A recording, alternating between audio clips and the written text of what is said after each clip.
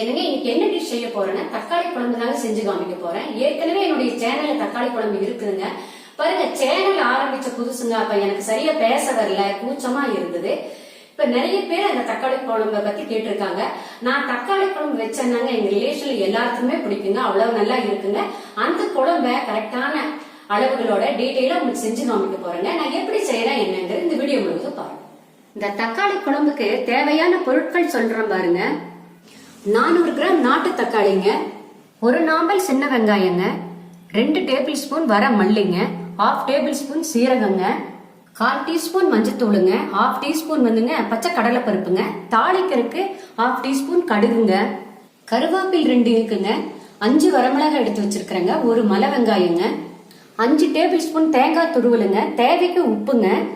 பாருங்க, வறுக்கிறதுக்கு எல்லாம் வந்துங்க கடலெண்ணெய் 3 டேபிள் ஸ்பூன் எடுத்து வச்சிருக்கேங்க. குழம்பு செய்ய ஆரம்பிச்சிடலாங்க. இந்த மாதிரி ஒரு வடக்கல் வச்சுக்கோங்க. 2 டேபிள் ஸ்பூன் ஆகுற மாதிரி கடலெண்ணெய் ஊத்திக்கோங்க. எண்ணெய் காஞ்சிடுச்சுங்க. சின்ன வெங்காயங்க, இந்த குழம்புக்கு வந்துங்க சின்ன வெங்காயம் போட்டு செஞ்சாதான் நல்லா இருக்குங்க. 4 வரமிளகாங்க, கொத்தமல்லி, சீரகம், கடலம்பருப்பு, இதையெல்லாம் என்ன செய்யறீங்கன்னா நல்லா பொன்னிறமா வறுத்துக்கிறீங்க. கொஞ்சமா கருவேப்பிலை சேர்த்துக்கோங்க.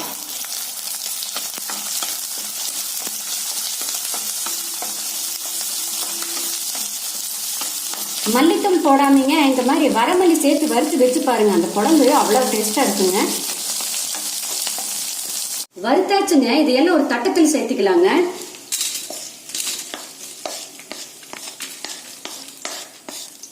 அடுத்தது நம்ம என்ன செய்யறோம்னா பாருங்க, நம்ம வறுத்தோம் இல்லைங்களா, அதே எண்ணெய் தவால 4 தக்காளிய கீறி வச்சிருக்கிறேங்க. அதை நல்லா வறுத்து எடுத்துக்கலாங்க.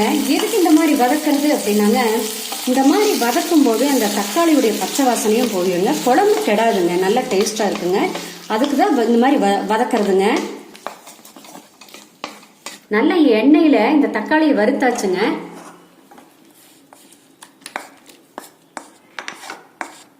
இந்த வறுத்த மசாலா பொருளோட பாருங்க, 1/4 டீஸ்பூன் வந்துங்க மஞ்சத்தூளுங்க, 5 டேபிள் ஸ்பூன் தேங்காய் துருவலுங்க. இதையெல்லாம் நல்ல ஆட்டாங்கல்ல போட்டு ஆட்டி எடுத்துக்கலாங்க.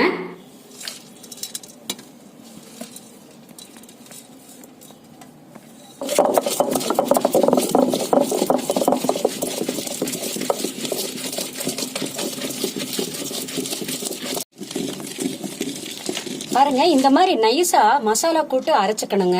அரைச்சிட்டு நம்ம வறுத்து வச்சிருக்கிறோம் இல்லைங்களா தக்காளி, அதை இதோட சேர்த்து நைஸா ஆட்டி எடுத்துக்கோங்க.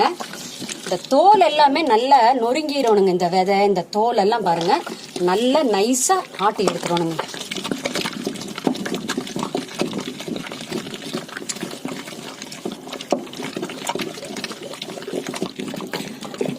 நல்லா நைஸா ஆட்டியாச்சுங்க. எடுத்துடலாங்க. எடுத்துட்டு 2 டம்ளர் ஆகிற மாதிரி கல்லு கழுவி தண்ணி எடுத்துக்கோங்க.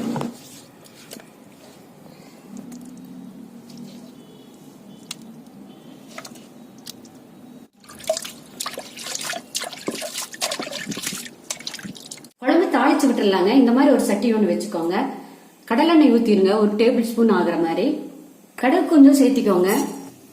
கடுகு பொரிஞ்சிடுச்சுங்க. பாருங்க, பெரிய வெங்காயம் இந்த மாதிரி நீள வாக்குல கட் பண்ணிக்கோங்க. பாருங்க, இந்த குழம்பு தாளிக்கும் போதே இந்த பெரிய வெங்காயம் போட்டு நல்லா இருக்குங்க. இந்த தக்காளியுடைய, நாட்டு தக்காளியுடைய புளிப்புக்கு இந்த வெங்காயுடைய இனிப்பும் சேரும்போது குழம்பு நல்லா இருக்குங்க. ஒரு இனுக்கு கருவேப்பிலை, ஒரு வரமிளகாங்க, இதையெல்லாம் நல்லா இந்த எண்ணெயில பொன்னிறமா வறுத்துக்கலாம்.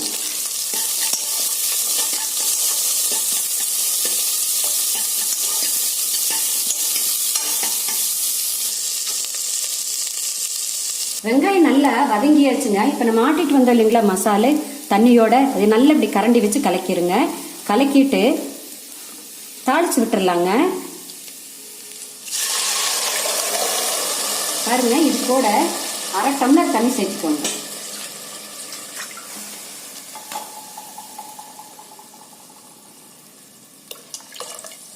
பாருங்க, இந்த குழம்புக்கு தேவையான உப்பு சேர்த்துக்கலாங்க, கல் உப்புங்க.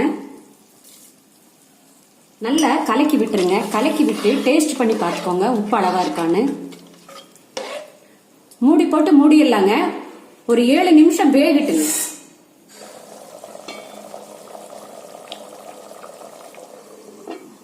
தாளிச்சு விட்டு 7 நிமிஷம் ஆச்சுங்க. தக்காளி குழம்பு பாருங்க, அவ்வளவு வாசனை, அவ்வளவு மனமா இருக்குதுங்க.